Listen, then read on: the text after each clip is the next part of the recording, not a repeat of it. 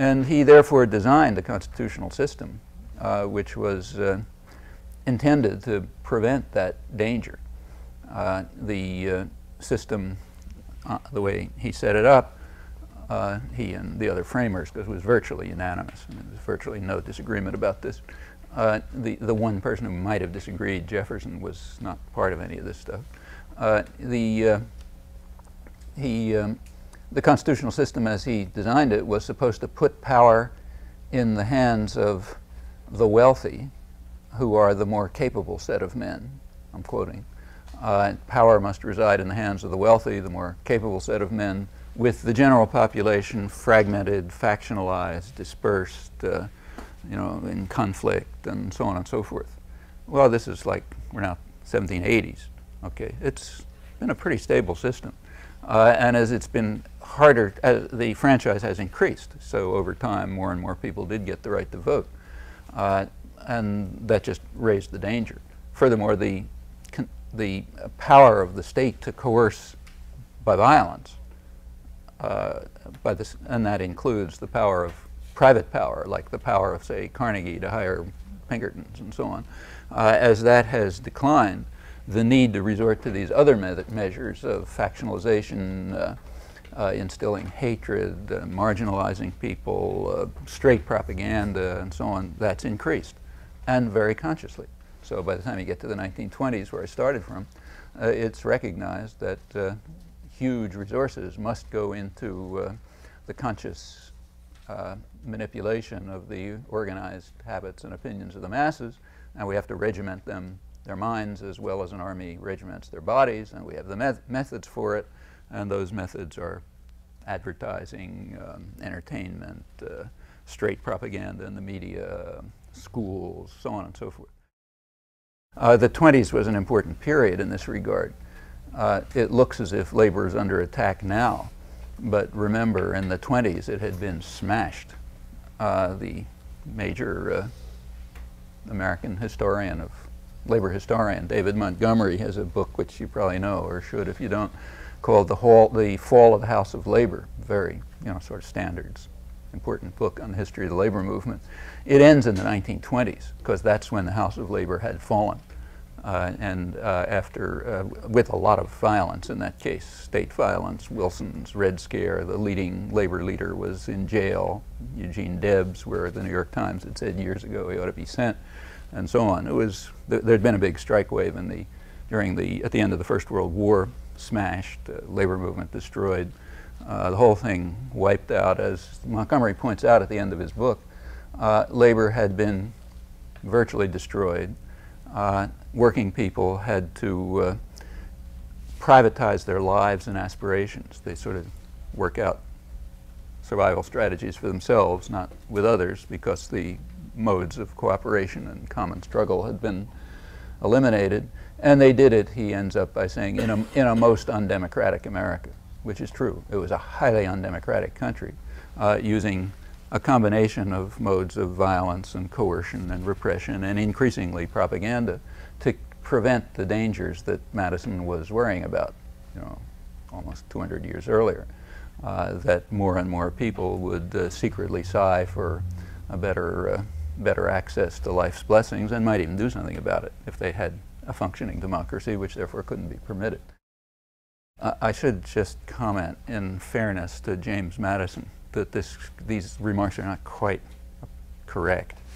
The reason was that Madison was pre-capitalist.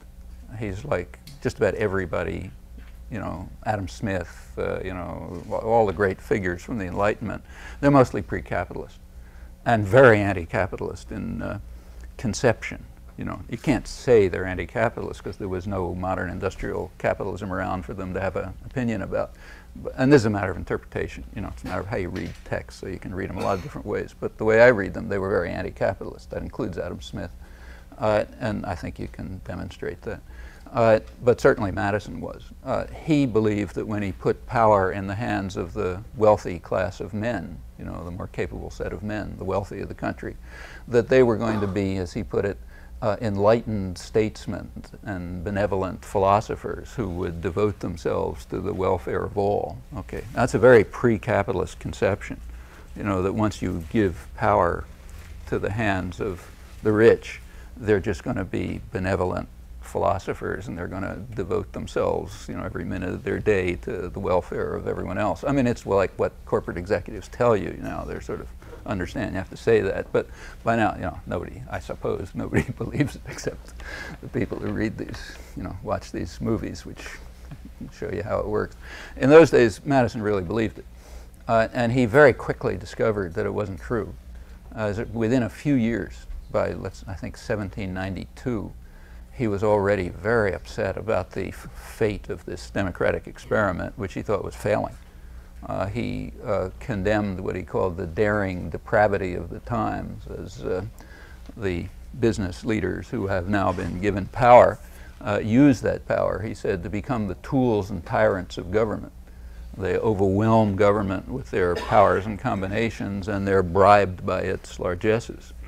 And they're just serving self-interest, you know, not the interest of the general public. And he thought that was deplorable and so on, but that's because he began to, he perceived the way the system that he had designed was actually functioning. That description, you know, rhetoric is kind of nice. Some people don't use fancy rhetoric like that today, but it's a perfect description of today. What's called the industrial capitalist system today is in fact one in which private power is the tool and tyrant of government, overwhelms it by its combinations, it's bribed by its largesses. That's a pretty good description of 1997. With all the changes that have taken place since 1792, there's a good deal of stability to all this, including the commitment to the principle that the primary goal of government is to protect the minority, the opulent, from the majority. You read yesterday's budget proposal carefully and you'll get a good example of how that commitment plays itself out. And the increasingly significant idea, overwhelmingly significant idea, particularly among liberals, you know, like, say, Bernays, that it is necessary to control people's minds because they're too much of a danger.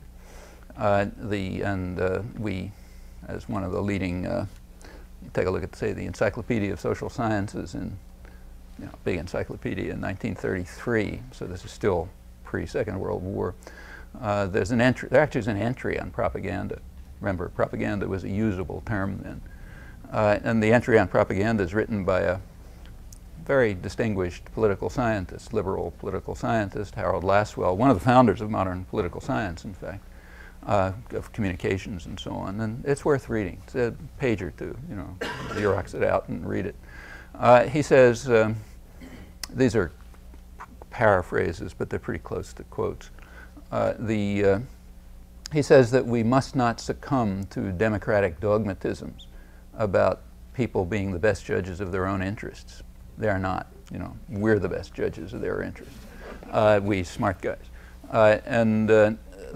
We must therefore ensure that those idiots out there don't get into trouble, you know, by actually using their theoretical right to vote to interfere where they don't belong, like in the public arena. So we got to keep them out of the public arena somehow and make sure that it's just us smart guys who are in there. And it's for their good, of course. It's kind of like you don't let, you know, your 3-year-old, in my case, grandchild, run across the street, you know, because she may want to run across the street, but it's beyond improper to let her have that choice. And the same is true about the masses. They have to be controlled. They have to be controlled at the workplace. They have to be kept out of the political arena. They're not going to understand the need to protect the minority, the opulent against the majority. They're going to have all these strange leveling impulses, and they're going to do all kinds of things which will, you know, mess the world up in all sorts of horrible ways.